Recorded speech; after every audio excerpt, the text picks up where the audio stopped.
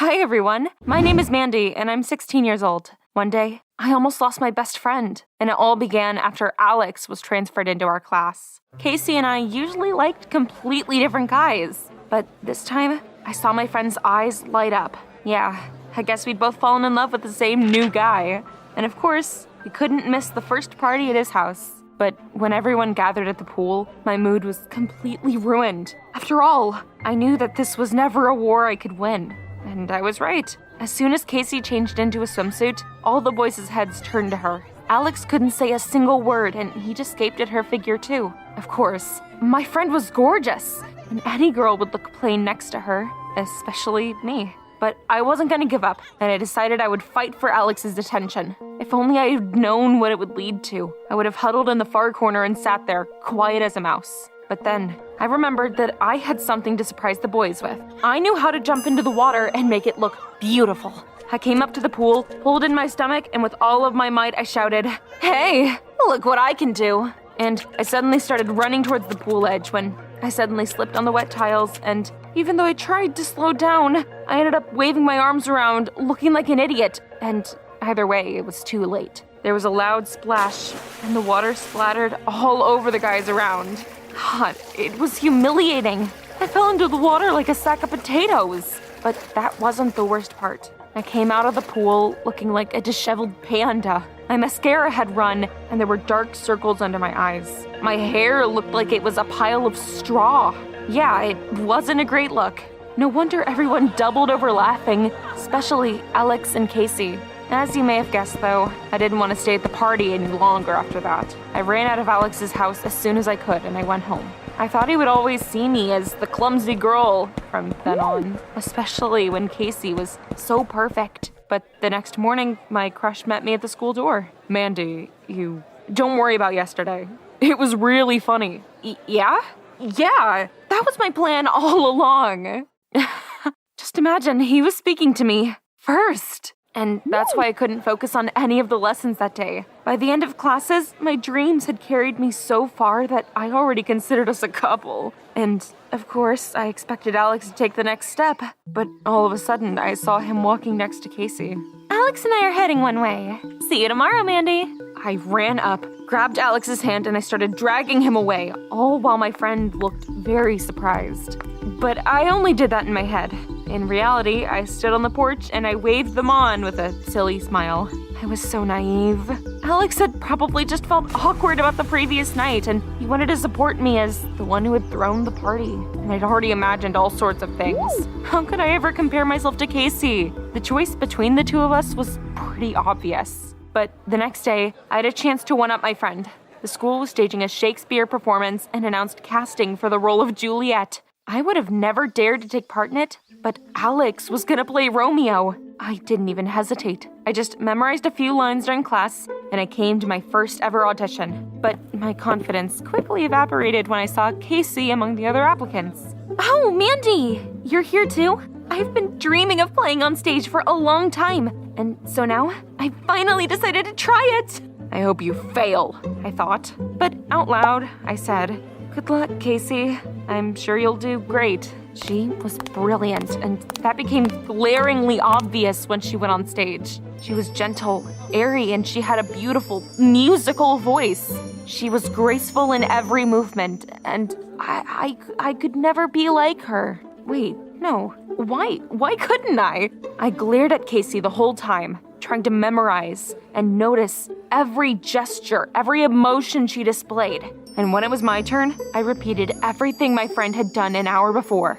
Everything was going perfectly until suddenly someone laughed in the middle of my performance. I instantly froze, and I forgot all my lines. I was in the middle of the stage, completely silent. I was a failure. As you may have guessed, the role went to Casey. Now, she would be the one to kiss Alex on stage to loud applause, and I would have to watch and pretend to be elated for her.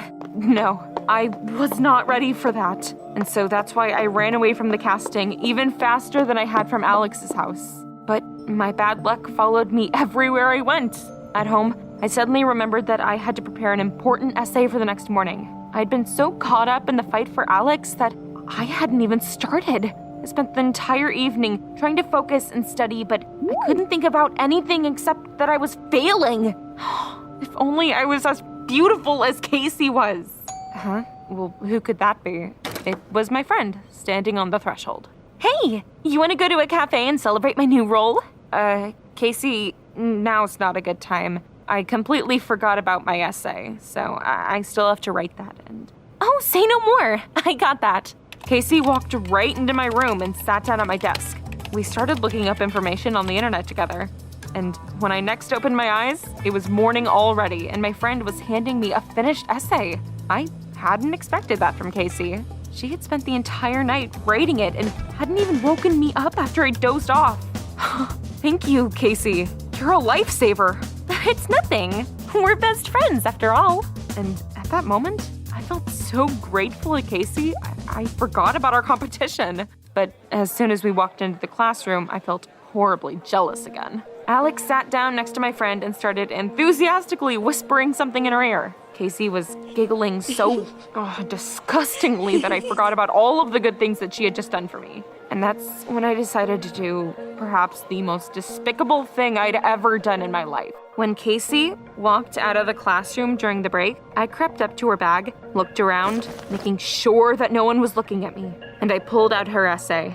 Hold on. Before you try to say what a horrible person I am, just please try to understand. In the moment, I was so mad with jealousy, and I barely had control over myself. But please, trust me. As soon as I sat down at my desk, I immediately regretted it. But by then, it was too late. Casey had come back into the classroom, and I stared at the floor in shame. I did amazing during the class thanks to my friend. But when it was Casey's turn, she started to nervously rummage around in her bag and eventually dumped all of its contents onto the desk. Miss Brown?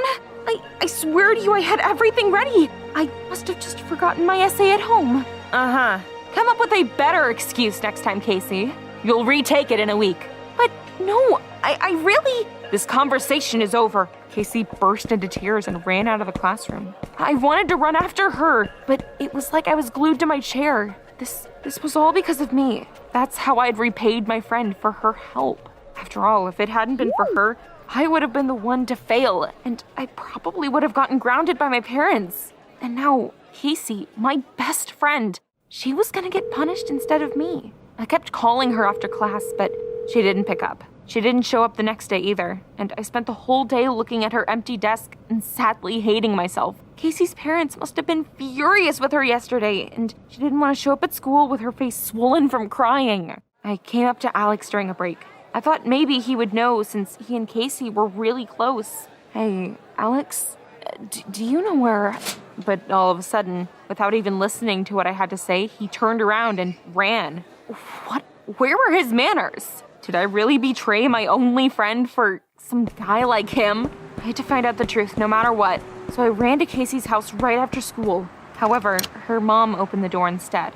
Mrs. Thompson, I'm here to see Casey. She wasn't at school today, so I was really worried. Oh, Mandy. Then you had better visit her in the 3rd ward of the city hospital. I felt my blood run cold. What happened? Casey has the 3rd, almost the most severe form of asthma. She has suffocation attacks at any time of the day or night, but she's learned to stop them.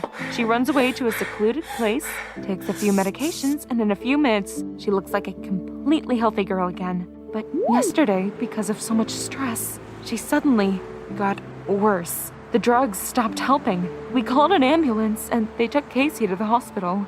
I ran there as fast as I could. I had been so stupid. Behind Casey's beauty was her grueling struggle with this disease. I had been so blinded by jealousy that I had never seen it. I just made things worse for both of us.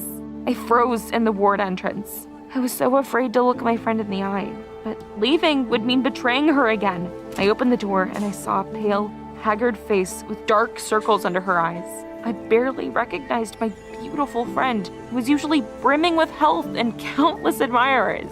I sat down on the corner of the bed and took Casey's hand, and I burst into tears like I was a little girl or something. Casey, I'm sorry. I'm so sorry. It's all because of me. I stole the bag from your paper. I thought if you just had to study hard, you'd spend less time with Alex. I just like him. And I didn't want it to happen like this. I didn't know about your illness. I'm sorry. I've never been so ashamed of myself. I expected to hear just about any words from her. I knew that I would deserve them no matter what they would be. But then, Casey patted me on the head and said with a smile, Mandy, don't be silly. Alex doesn't like me. Even at the first pool party, he already told me that he really liked you. But he was too shy to approach you, and so he decided to try and get to you through me. All this time, he was trying to prepare a romantic date for you on the roof. I was just trying to help him not make a mistake with, the food, candles, flowers, that sort of thing. After all, I know you better than anyone. I wanted to sink through the floor. I was cursing the fact that they had not invented a time machine yet. It would have solved so many of my problems. I started to cry even harder, and Casey suddenly stuck out her pinky. Let's make up. I can't stay mad at you for long. I lay down on the bed next to Casey, and we talked about all sorts of things throughout the evening. In the end, I promised I would visit her every day, and I would never betray her again. All that was left was dealing with Alex. After all, nothing was stopping us from being together now. The next morning, I came up to him during the break and said that I knew about his feelings and that they were mutual. But then, Alex destroyed my dreams. Mandy, I saw you steal your best friend's essay. She's gonna have to retake the exam because of you. And after that, all my feelings for you disappeared. I don't want to date someone who's capable of stabbing someone she loves in the back. But I already apologized to Casey. She forgave me. Alex, wait! Don't go! But my crush had already disappeared into the crowd of classmates. Of course, I was upset, but I didn't really want to make a tragedy out of it. It served me right. After all, jealousy made me do a stupid, horrible thing, and it turned me into a completely different person. No wonder Alex didn't recognize me as the cute, clumsy girl he'd fallen in love with at first sight. But I've already made up my mind that I would never let envy get the better of me again. Tell me in the comments down below, what have you learned from your mistakes?